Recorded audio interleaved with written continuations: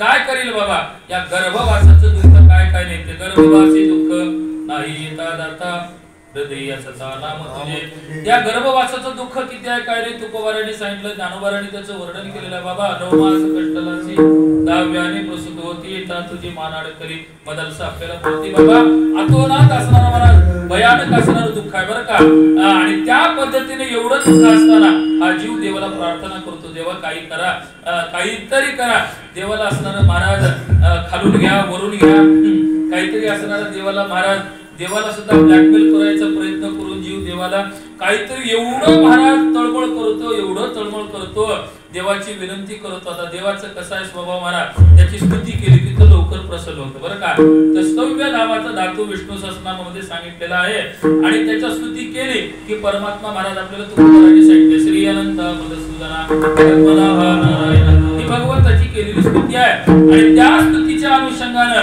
मग देवाने म्हटलं बाबा तुला याच्यातून बाहेर काढतो तू काय करतोस देवाने विचारलं याच्यातून काढतो तू काय करतो यानं म्हणला महाराज काय करता महाराज आठवीन पाय रात्री आणि दिवस पांडुरंग देवा एकदा बाहेर काढला की अखंड तुझं चिंतन करतो त्याच्याशिवाय काहीच करणार नाही हे सगळे देवाला बोलून आलात आणि आता कुटकुटावरती काय काय नाही की बघा आलं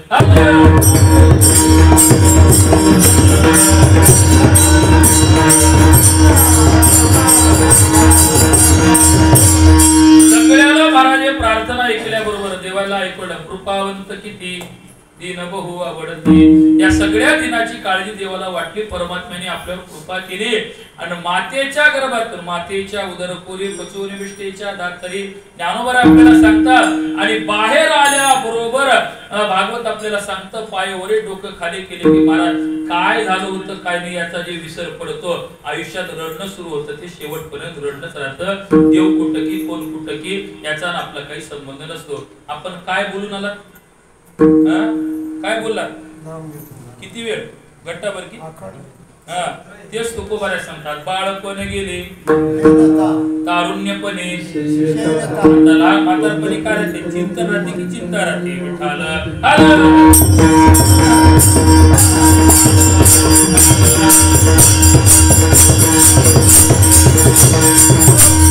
वृद्धपणे प्रवर्तली चिंता बरे मागुता जन्मगेले महाराज सांगतात बाबा आयुष्याचं चिंतन पाहत असताना आपण सगळे असणारा महाराज परमार्थाला लागतं असं वाटतं पण बाळपणामध्ये परमार्थाला लागतात का हो नाही महाराज तारुण्याचं चिंतन पाहत असताना कुठं जातो विषय उडी भुलले जीव आता याची कोण करील केवळ नृपदे नारायणी भाव पावले ठाव हा ज्ञानोबराने वर्णन भरपूर केलेले महाराज विषय रांधलेली रसोई का जवनारा ठाऊ होय तैते ताटाची सांडवणी जाय जया परी बाबा अनेक अनेक अनेक असणाऱ्या गोष्टीतून जीव बाजूला जात असतो मग त्या पद्धतीने एवढं सगळं असताना या जीवाला असणारं भगवंताचं चिंतन घडेल का महाराज सांगतात बाबा इकडं तिकडं इकडं तिकडं अर्ध इकडं फिरण्यात अगडं तिकडं फिरण्यात राहतो म्हणून महाराज सांगतात काय भजनाशी उरले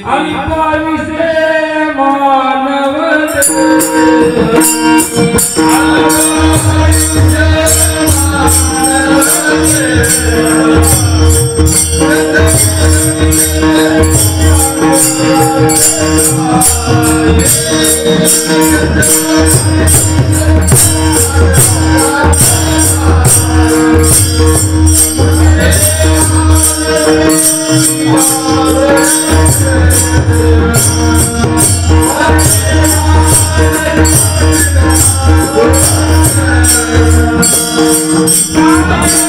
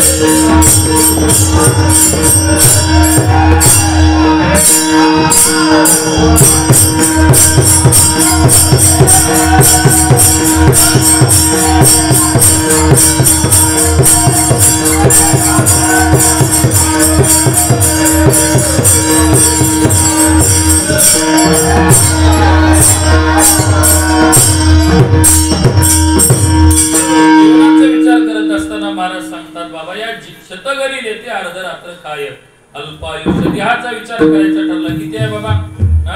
किती असणारा देहाचं चिंतन पहा. एवढा असणारा महाराज अल्प स्वरूपाचा असणारा क्षणभंगुर नाही बरबसा वारी सावध थोडा मायाशा. बाबा या सगळ्या दृष्टीचा विचार करत असताना अल्प असणारा आयुष्याचं चिंतन सांगितलेलं आहे. मग त्याच्यामध्ये काय होतं महाराज? शतघरी येते अर्ध रात्र काय मध्ये बाळंत पीडा रोग क्षय काय भजनाचे पाय. माता सांगा महाराज भजनाला किती काळ राहिलो? मग तुकोबारे सांगतात ते सगळं बाजूला ठेव. राम राम स्मरा लाहो करा गाठ घाला मुळबंदी सांडा वाहू गाऊ मध्ये लक्ष लावून राहा गोविंदी बाबा. हे सगळं बाजूला सोड. ताबडतोब याच्यातून बाहेर निघा.